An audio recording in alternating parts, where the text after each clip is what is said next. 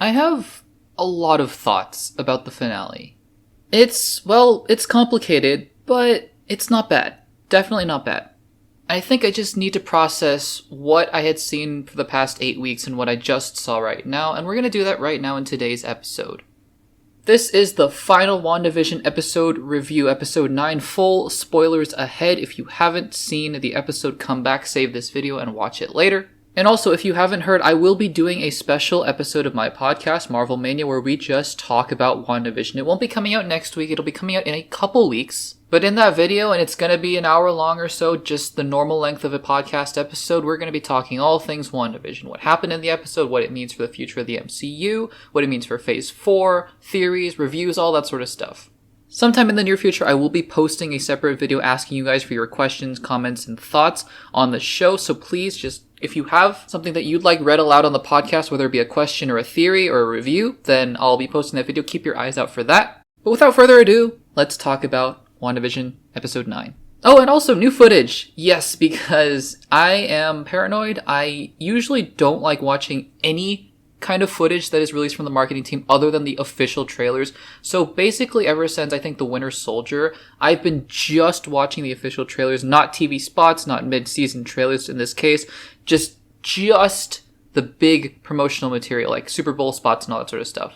So because of that, I've basically been having to use the same 3 pieces of marketing and footage in my episodes. Sorry about that, but now I can finally use the TV spots and the mid-season trailer, all that sort of stuff. So here it is. Alright, so first, before I sort of break down the episode, let's talk a little bit about my thoughts on this episode in particular. Now, here's the thing. We all had our theories, right? You know, we all sort of thought, oh, who's the aerospace engineer? You know, who is Hayward? Is he a Skrull? That sort of stuff. By the way, I still think Hayward could be a Skrull. We'll talk about that later. And we all had these sort of big fan theories. Doctor Strange was going to show up. Spider-Man was going to show up. Mordo. Reed Richards, Blue Marvel, all these sorts of things. Well, guess what? None of it happened. Not gonna lie, gonna be completely honest, initial gut reaction was disappointment, and then it's gone. You know why? Because who cares? Honestly, who cares? Now look, I'm not saying that it would not have been cool to see Patrick Stewart or Benedict Cumberbatch show up in the finale. Of course not. I would have lost my mind. I lost my mind when Luke Skywalker showed up, right? Obviously.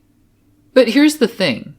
If this show and this finale was only going to be good if a big actor showed up, then that means the show didn't do its job. Like, if we were only going to like this finale because Benedict Cumberbatch shows up at the end for 2 seconds, like his foot steps into frame in his cloak and that's the end of the show, no, that's not a good show. So as soon as I got over that gut punch of disappointment, which again wasn't even that big, it was just like a little pang of, oh, well, you know. Then I started looking at the episode for what it was. And you know what? This episode is a beautiful end to the series. Now, aside from all of those expectations, I had other ones that I think maybe, in my opinion, are a little bit more legitimate than just, oh, I want to see Reed Richards, right? I think there was opportunity for Marvel to go a little deeper here. It's hard to say because we don't understand Kevin Feige's plan right now and what she's going to be doing in Doctor Strange 2. We don't. So it's kind of hard to judge right now. But, I mean, this is, first of all, this is top tier Marvel content. Now that we've seen the entire show, for me at least, this is top tier. It's in my top 10 easily. I will be making a re-ranking at the end of 2021. I think at the end of every year, just ranking all the Marvel stuff that comes out in relation to the previous Infinity Saga. So you'll have to wait until then to see where it lands ultimately. But right now it is in my top 10, I will say that. And that's because this is top tier Marvel content. However, is it, let's say, Emmy worthy? I don't think so, and I think it's because, not that the ending played it safe, because I don't think it did, but it didn't go for that extra mile. It's like, at the end, maybe this is just a terrible analogy, but when you're running a mile, right? Let's just say you're training to get a really good time, and let's just say you're having a really, really good run. Like the first, 3/4 of it, you're feeling great, you're running as fast as you ever have. And then, maybe not even the first 3 laps, like the 3.5, 3 3/4, like just that last little bit, you're cruising, you're going as fast as you possibly can, as fast as you have been before in your life, you're about to make record time. And you could sprint in that last 1/4 and really just shatter that time, or you could kind of just cruise into the end, right? I sort of feel like that's what this finale was. Because at the end of the day, you broke the record. Like, WandaVision was awesome. It's an awesome show. I just think that wrapping everything up, it made a couple choices that were, they were fine. They were good, but they could have had bigger impacts. Like, let's just say the show ended and Wanda was straight up the villain, right? Like, that's new. That's different. Because all these people hate Wanda. And I think that she will still, I don't know if she's going to be the villain in Doctor Strange 2. It almost seems like she's going to be trained by him. We're going to get to that in a second. But she's on a darker path, for sure. And I like that about the character. I think that there was some potential to go a little farther. And again, not knowing what they're going to do in Spider-Man 3 or not knowing what they're going to do in Doctor Strange 2, it's all up in the air. So there's that. So again, all those fan theories, would I have loved if John Krasinski showed up? Of course I would have, but he didn't. And who cares? Who cares? Because we are watching WandaVision, not the Reed Richards cameo show. Now, the second thing that I'm going to say about the final episode, though, after that, all that aside, is that this final episode, I feel like, is the hardest to judge on its own.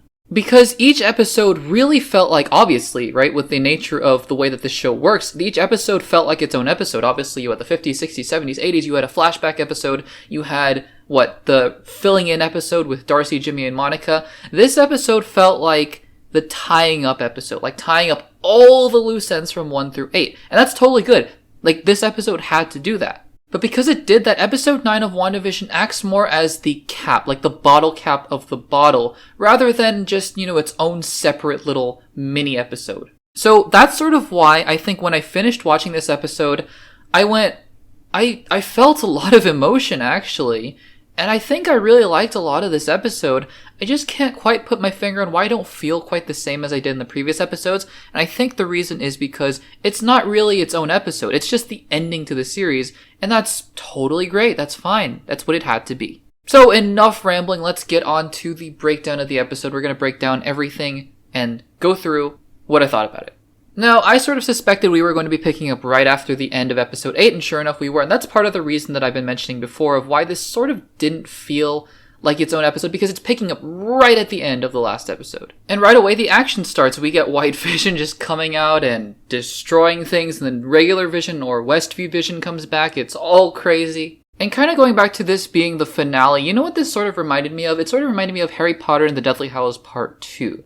Like, all the setup has been done, and now let's just fight. And yeah, the fighting just starts right away. And by the way, guys, I've been saying, they put movie-level effects into this show. Kevin Feige has said they're putting movie-level attention into their Disney Plus shows. And well, for lack of a better word, it shows. Now, they flash back to Pietro and Monica, and okay, let's talk about that for just a second. We all kind of thought he was Ralph, or he was Senor Scratchy, or Senor Scratchy was Ralph, who was Evan Peters' Pietro. Anyways, okay, here's the thing.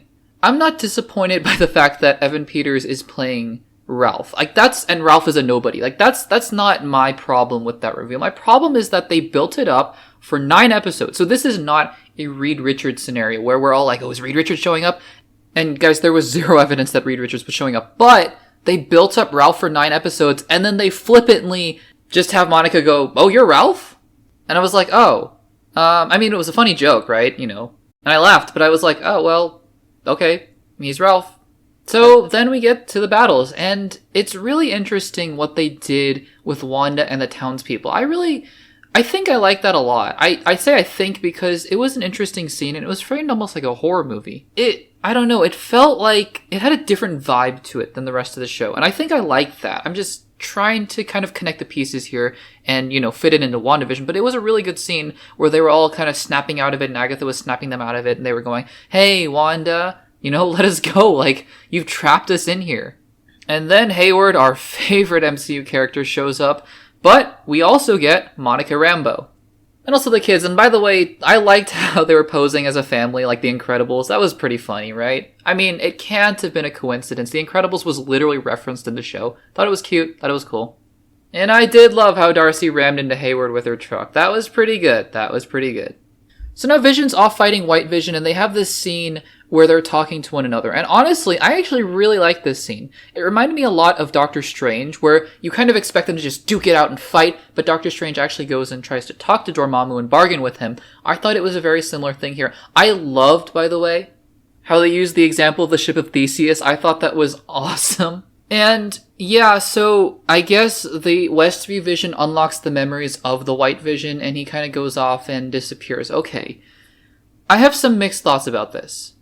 Look, I love Paul Bettany. And this show has really made me love Paul Bettany more and more and more and more. And to see him again someday as Vision, here's the thing. It's one thing to love an actor in a role, which I do. I love Paul Bettany in the role. It's also another thing to go back to the same well too many times. Vision has died now 3 times. How many characters can you say have died 3 times in a franchise? Not many. And if this White Vision dies again someday, it's going to be 4 times. Like, think about it, right? Like, so the Vision and Westview kind of dying and going away with Westview and the twins, that was really emotional. We'll talk about that in just a second. But if we think about it, right, let's just say, I don't know, in 5 years, White Vision dies in Avengers 7 or something like that, right? Well, how emotional is that going to be? We're going to be like, this is the 4th time. Maybe they have some grand purpose for White Vision. I don't know. I'm sure Kevin Feige has some plan with him, and I love Paul Bettany again. But, you know, it works this time, right? Like in WandaVision, it worked that the Westview Vision died, and it's still not cheesy and stuff yet. But it's like with Loki, right? If Loki dies again, I think I'm gonna laugh. I don't think I'm gonna be emotional at all. I think I'm gonna laugh, because that is, I think, his 3rd or 4th time. So I don't know. I don't know. Look, I get Marvel really wants to keep Paul Bettany around. I love him. But I also love Chris Evans as Captain America and Robert Downey Jr. as Iron Man. I do not want to see them in the MCU again as their characters. Again, if Chris Evans comes back as a Skrull and that's just a one-off performance, okay, fine. If they come back as multiverse equivalents, I don't know, maybe. But as their actual characters, no. And you can say, oh, White Vision isn't Vision, and you're correct. White Vision, at least if he's based on the comics, is not technically Vision. He has the memories of Vision. He may not have the emotional capacity of the normal Vision. He might have to get that back somehow if he really wants to be the Vision. But you can also say, okay, look, Tom Hiddleston, it's not Loki, it's not the real Loki, it's the Avengers 2012 Loki. And I would say, yeah, but it's Loki. It's Vision. So, you know, we'll just have to wait and see where they go. But again, it's not really a concern for WandaVision, it's more of a concern for, I'm sure Kevin Feige is setting up something else down the line. That's why White Vision just kind of shoots out the window and he's gone. So, you know, there's that. And then we get the Agatha-Wanda fight. That was pretty great. I loved seeing that. I loved how Wanda called back Age of Ultron earlier, where she put her in that vision. Although I was kind of like, well, how are these dead witches able to kind of grab onto her physically and all that sort of stuff? I don't know. And how are they trying to attack her when it's Wanda giving Agatha the vision? I'm not entirely sure. But still, the fight was really cool. And I loved the callback to episode 7 or episode 8. Where she couldn't do the magic in a certain area. Somebody I was talking to earlier actually thought of that theory beforehand, so when I saw that, I was like, oh, very good, very good. I've seen that before. Or I've heard about it before, at least. We talked about it. And then with the Agatha, not death, she didn't die, but the Agatha turning into the nosy neighbor, I'm of a couple minds of this. On one hand, I think it's good. You know, I love Catherine Hahn. She was great in Parks and Rec. Awesome. And at the same time, I also think, look, Agatha didn't get a ton of development in this series, so if we're gonna see her again, maybe, you know, that's cool. Maybe we'll see her in Doctor Strange 2 with Mephisto or Nightmare, whoever the villain of that movie's gonna be. Cool, okay. I don't want to say it was anticlimactic, though. I think that building up Agatha Harkness, it was Agatha all along, and then, you know, Agatha is now just under this brainwashing spell, I guess. I don't know. It feels like, again, with a couple of these things, that they were just trying to set up things that were happening later without actually finishing up WandaVision, just for a couple things, like White Vision with Agatha Harkness. But it, you know, it was okay. That was cool. Oh, but before that, we get to see the Scarlet Witch costume, which is awesome. We got to see little hints of that in the posters, if you could tell. Like when Wanda is wearing her suburban outfit, but through the TV screens, you can see her actual costume. It looks great. I think it looks awesome. And I do have to say, yeah, you know, the ending of this show, though, they nailed it. Like, you're gonna kill Vision a 3rd time, fine. But the way they did it, it was... I'm not gonna lie and say that I didn't shed a few tears. I did. It was so beautifully well done. Their goodbye scene is just touching. It is so heartfelt and heartwarming and just gut-wrenching. And the way that Wanda explains to Vision who he is. I mean, episodes 8 and 9, guys, like when I rewatch this entire show, just 1 through 9 again, and I will. It's going to be great. The last 2 episodes are just going to destroy me probably because they're great. They're so well done. And this is what WandaVision did so much better. Again, I think it could have done even a little more, but again, I can't complain because look, Marvel has a problem most of the time. Not all the time, but most of the time they have a problem with emotion. Like, they usually undercut their emotion with humor, a la Iron Man 2 or Thor and Endgame. They don't know how to understand dark characters. This series was the first time that I felt that Marvel finally had a grasp on what truly just drives people. And these haunting just conditions or stressors or just things that people go through, like PTSD or depression or anxiety. Like, Wanda was just in such a deep, deep state of grief. And they didn't undercut it with a joke. They dug into it, episodes 8 and 9. And I loved it. Now again, okay, so Wanda didn't open up the multiverse in WandaVision. We all kind of thought that, but we all kind of thought that because, well, it's going to lead into Doctor Strange 2, right? So where's the multiverse? Well, and then Spider-Man 3, where's the multiverse? Well, I have a feeling that there are going to be some seeds that were planted in WandaVision that will rupture the multiverse somehow. And maybe it's related to the second post-credit scene. We'll talk about that in just a second. But in this series, I think the multiverse wasn't really addressed. I mean, there's the Nexus commercial, which, refers to Wanda. In the comics, she's referred to as a Nexus being, someone capable of opening up the multiverse or being a gateway to all universes. I just think, look, at the end of the day, we had our expectations about what WandaVision was going to set up, like Fantastic Four or Spider-Man No Way Home or all that sort of stuff.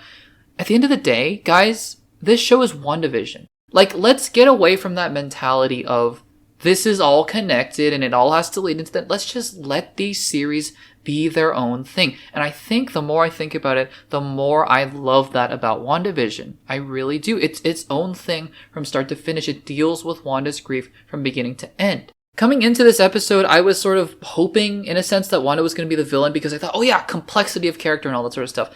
By the midpoint of this episode, when Wanda is starting to break free of that and starting to break down Westview, I was finding myself going, yes, go Wanda. Like, she's coming back to being a hero. I love that, honestly. I think it's just the mark of a good character. This is a flawed hero at the end of the day. Now, she could be the villain of a different property. We'll have to see. But for now, I think the way that WandaVision ended was great. And now let's talk about the two post-credit scenes before we head on out for this video. It's a long one, but, it's the last episode, so we gotta talk about it, right? First one, you sort of expect, right? I expected something about Skrulls. Like, okay, so I thought Hayward was a Skrull, and he very well could be. There's nothing to say he's not, by the way. He could get arrested and it turns out he's a Skrull, so who knows? But I did expect there to be some Skrull action. Turns out there is. Monica is heading back to space. Captain Marvel 2. Good setup. That's that. There's really not much to talk about with that scene. Now, the second scene is interesting because, yes, the Darkhold was introduced into this show. And for all of you Agents of S.H.I.E.L.D. fan, I'm sorry, but it looks like Agents of S.H.I.E.L.D. is no longer canon in the MCU because the Darkhold is its own thing in the MCU. It's different from an Agents of S.H.I.E.L.D., so, there's that. But Wanda is living off on her own. It almost looked like Logan for a second. The ending of Logan, for those of you who have seen it, it sort of looked like that. But anyways, she's off on her own, almost Incredible Hulk at the end of that film. And she's, performing some magic and she hears the kids. Now, those kids, the lines from the kids are exact lines from earlier episodes. So it's not like she's, manifesting them as of yet, because those lines were taken directly from episode 8, I believe. But it's interesting to see that, she's trying to get them back or remanifest them or something. Did you guys catch it as well? For those of you music fans out there, the ending, when Wanda is holding the Darkhold and flipping through the pages, if you listen to the music, you hear the Doctor Strange theme. It's there. So I thought, well, that's an interesting hint, right? Leading into Doctor Strange and the Multiverse of Madness. Now, how this leads into Spider-Man No Way Home, I'm not entirely sure. I don't think Wanda's going to be in that film. I think Doctor Strange is going to be the linchpin between the two. I think he's going to show up in Spider-Man No Way Home, and then he's going to connect it back to Wanda somehow, or something like that. But there is that. So guys, at the end of the day, look, a lot of our fan theories about Fox's X-Men, Quicksilver, Mephisto, Nightmare, Reed Richards, Doctor Strange, all of these fan theories, if you think about it, are in relation to things that are coming after. And I think WandaVision is a good lesson for us movie fans in staying in the moment, right? We are not watching Doctor Strange the prequel. We are watching WandaVision. And I think that that's what this show understood very well. When the director said you were going to be disappointed by the fan theories not being true, he was absolutely right. If those of you who were saying, if Reed Richards doesn't show up, I'm going to be disappointed. if you actually are disappointed and legitimately so, that's totally fine. That's totally fair. I understand. But I think we have to get out of this mentality of if X doesn't happen, then this show is ruined. Like, that's not a healthy way to view the show. At the end of the day, from beginning to end, this was a Wanda and Vision story. And they ended it that way. They didn't need Doctor Strange to show up. And so while I may have initially been a little disappointed, it's gone. Because I love the show. Look, again, I think the finale took a little less of a risk than it could have. And I think it could have been elevated to even the top level. Like, I think this show had potential to be top 3 MCU for me. I don't know that now because it's not. I'm just going to say it's not. It's in the top 10, but not in the top 3. But regardless, I think this show is great and it showed us the potential of the MCU on Disney Plus moving forward. I am so excited, guys. In 2 weeks, we're going to get a Falcon and the Winter Soldier episode, and we are off to the races. Off to the races. I am so excited. So, what did you guys think of episode 9 of WandaVision? Let me know in the comments down below. If you haven't subscribed, then please make sure to do so, and check out some more videos on the screen right now. Thanks for watching, and I'll see you in the next one.